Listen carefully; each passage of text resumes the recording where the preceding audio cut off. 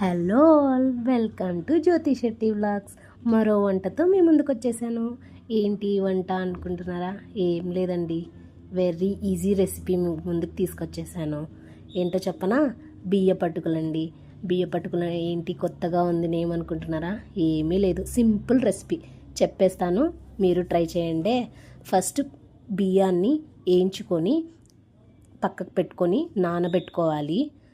And దాని తర్వాత ఇప్పుడు ఒక ప్యాన్ పెట్టుకొని ఆయిల్ వేసి ఆవాలు జీలకర్ర వేసుకొని కరివేపాకు అండ్ పల్లీలు వేసుకొని మంచిగా ఫ్రై చేసుకోవాలి. ఎంత పల్లీలు వేస్తే అంత టేస్ట్ అండోయ్. పల్లీలు మర్చిపోకండి, ఇష్టం ఉన్న వాళ్ళు చాలా వేసుకోండి. అండ్ ఇప్పుడు ఆనియన్స్ వేసుకొని మంచిగా ఫ్రై చేసుకోవాలి. ఇప్పుడు పేస్ట్ వేస్తున్నాను కదా, ఏంటనుకుంటున్నారా?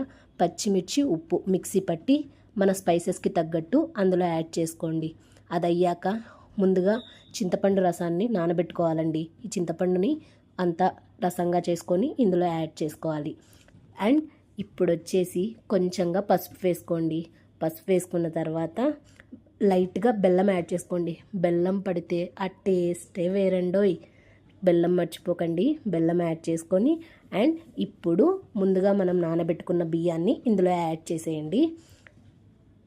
యాడ్ చేసేసాక మొత్తంని ఒక్కసారిగా కలిపి 3 విజిల్స్ పెట్టేయండి. విజిల్స్ వచ్చాక ఆ స్మెల్కి అలా తింటుంటే వేడి వేడిగా వేరే లెవెల్ టేస్ట్ అండి. ఇదే అండి మన బియ్యపట్టుపులు రెసిపీ.